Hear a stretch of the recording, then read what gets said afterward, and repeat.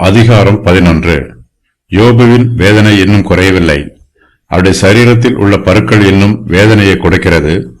யோபுவின் சிநேகிதர் அவருடைய காயத்திற்கு எண்ணெய் வார்ப்பதற்கு பதிலாக காடியை வார்த்து அவருடைய வேதனையை அதிகரிக்கச் செய்கிறார்கள். எலிப்பாசும் பில்தாத்தும் யோபுவை குற்றப்படுத்தியது போல இப்போது யோபுவின் மூன்றாவது சிநேகிதராகிய சோப்பாரும் யோபுவை குற்றப்படுத்துகிறார். மற்ற இரண்டு சிநேகிதரை விட சோப்பாரின் வார்த்தைகள் மிகவும் கடினமானதாகவும் கோபமானதாகவும் இருக்கிறது. யோபு பெருமைக்காரர் என்றும் அவர் தன்னைத்தானே நீதிமானாக்க முயற்சி பண்ணுகிறார் என்றும் சோப்பார் யோபுவின் மீது குற்றம் சொல்லுகிறார்.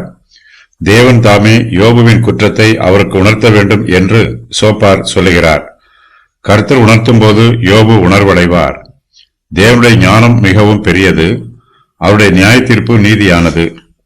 தேவன் பரிபூரணம் உள்ளவர். சர்வ வல்லவருடைய சம்பூரணத்தை மனுஷரால் அறிந்து கொள்ள முடியாது. தேவன் சர்வ ஆளுகையும் சர்வ வல்லமையும் உள்ளவர்.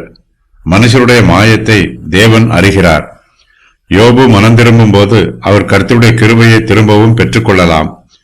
யோபு இழந்து போனதை தேவன் அவருக்கு திரும்பவும் கொடுப்பார். யோபு துன்மார்க்கராய் இருந்தால் அவர் தேவனுடைய ஆசீர்வாதங்களை எதிர்பார்க்க கூடாது. துன்மார்க்கருடைய நம்பிக்கை அழிந்து போகும்.